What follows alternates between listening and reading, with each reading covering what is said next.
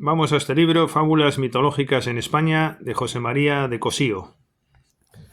Este es un libro muy interesante. Yo sí es la versión que he manejado en esta ocasión, la de Espasa Calpe, un libro que tengo colocado en una posición importante de mi estantería, diríamos, aunque todos los libros son iguales, pero mentalmente diríamos, ¿verdad? Bueno, pues el caso es que nos explica la importancia de lo mitológico en la literatura, ¿no? Y siempre me ha preocupado el sentido de esa presencia abrumadora que tiene lo mitológico en el arte, en la cultura, en la literatura. Si somos cristianos, si sobrevino el cristianismo, ¿cómo es que siguió teniendo tanta presencia lo mitológico? ¿Qué significado tiene eso? ¿Es un simple recurso artístico? ¿Va a algo más esto? ¿Tiene un contenido propio, lo mitológico, en clave de religión artística? No digo ya la mitología como contraposición a la religión, cuidado, no es eso, sino si tiene sentido la mitología en tanto en cuanto aporta al arte. Este perfecciona su versión o su visión religiosa de la realidad como código propio paralelo al propio código religioso en cuanto tal, ¿no? No sé si me explico. Es decir, si el arte como religión, eso es una realidad de la que se habla, bueno, pues si lo mitológico contribuye a crear esa posibilidad de una religión del arte a través de esas sensaciones que crea el arte tan especiales, se advierte un contenido místico religioso, ¿verdad? Eso es paralelo a la religión, es decir, hace las veces el arte de la religión en cierta manera, aunque yo lo concibo como complemento, no como sustitución o solapamiento. Pero lo mitológico yo creo que es uno de los elementos que contribuye también a perfeccionar esa idea de la religión del arte, ¿no? En el sentido de que esas sensaciones poderosas que proporciona el arte, que es donde está la clave de lo religioso, no en el contenido mitológico que se aporta, pero es verdad que no es diseñable ese recurso, lo mitológico, para perfeccionar la idea de la religión del arte. Creo que me estoy explicando. Y bueno, en todo caso vamos aquí a Cosío a ver qué nos dice. Son unos apuntes que yo tomé cuando leí este libro y que traslado a un ensayo que verá la luz próximamente ya está aprobada la publicación en una editorial además muy buena, estoy muy contento de esta publicación que voy a realizar y entonces estoy revisando su texto y al mismo tiempo haciendo vídeos y aquí concretamente pues me llego a este momento de Cosío cuando trato la relación entre religión del arte, mitología, religión, estética, etcétera, ¿no? Bueno, digo aquí que eh, podemos exponer en un plano literario puramente poético, pero no musical, las versiones un tanto didácticas o de erudición, cuyo alcance o sentido está en aportar datos que corroboran la importancia de las fábulas mitológicas en la literatura poética. Así, José María de Cosío, Fábulas mitológicas en España, una obra del año 52, de 1952. Rastrea en la historia de la literatura testimonios de fábulas mitológicas en la Edad Media, Renacimiento y tiempos posteriores hasta el Romanticismo, momento en que, a juicio del autor, cesa por desgracia este género. No obstante, hay que confesar que todos los que escribimos poesía, etcétera, estamos siempre es como una tendencia natural, ¿no? Los dioses no sé qué, los dioses no sé cuál, y por tanto, pues es un recurso que todos usamos, no solo hasta el romanticismo, yo diría en contradicción a Cosío, ¿no? Bueno, lo anterior significa observar la presencia de los mitos y de los dioses de la antigua Grecia en la literatura española y significa también, conforme al planteamiento de este libro, observar la utilización de este tipo de recursos por parte de autores españoles a lo largo de la historia.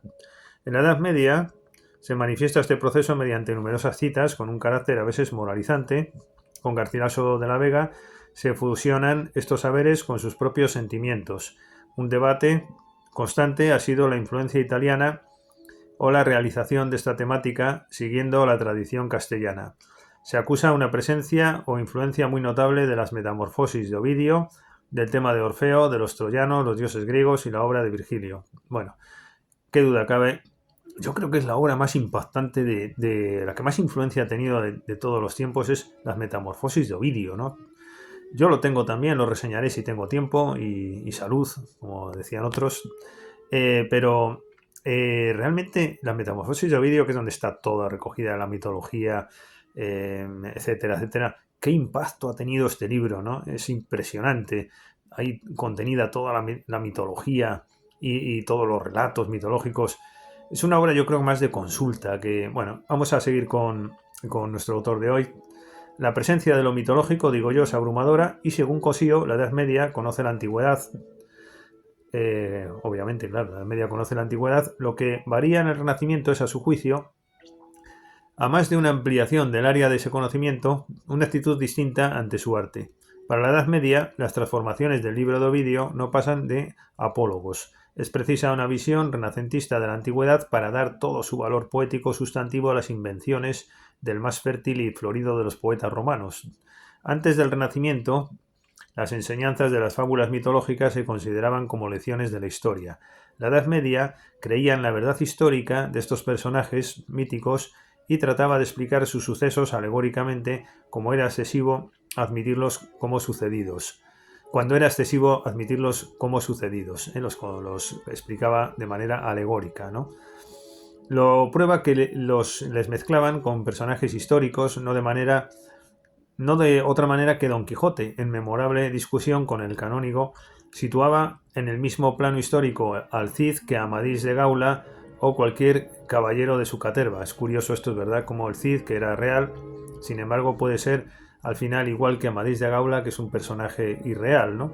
El Renacimiento sabe que todos son ficciones y, por curiosa paradoja, deja de utilizarles como protagonistas de fábulas apologales y se complace en narrar sus hechos sin aludir a su falta de realidad histórica. Este cambio de actitud representa el primer poema mitológico de nuestro idioma, la fábula de Ero y Leandro de Boscán.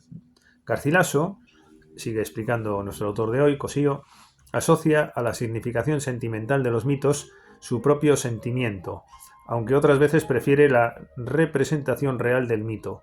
Con genialidad sabe alojar las representaciones míticas en el campo auténtico y familiar, el del Tajo y sus riberas, en sus sentimientos más íntimos y desgarrados.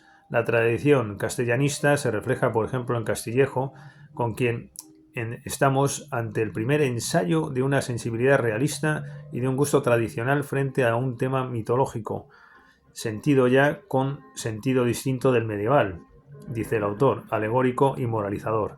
En los romances mitológicos del siglo XVI no se trata solo de hacer revivir humanamente a los dioses y héroes que han de ser protagonistas, sino que se les otorga un sentido popularista como íntimo y característico, tanto por exigencia del público al que se consignaban, como por otra exigencia aún más ineludible del genio de esta poesía. Más que narrar completos los mitos griegos, lo que hacen es aprovechar pasajes, es decir, aquellos que causen más impresión en el romancerista.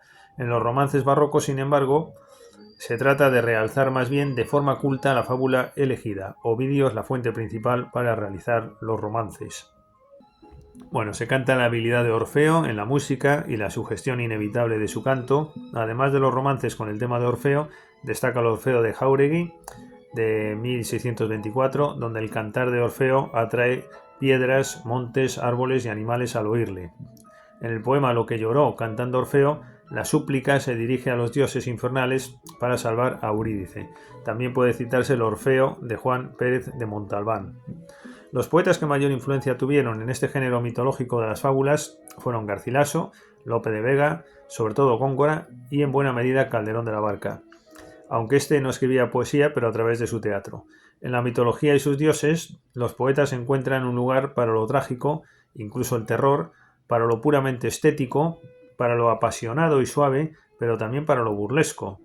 Son muy características las fábulas burlescas a lo largo de la historia de la poesía. Ya en su época, un testimonio revelador de la justa medida que se atribuye a lo mitológico es la obra de Juan Pérez de Moya.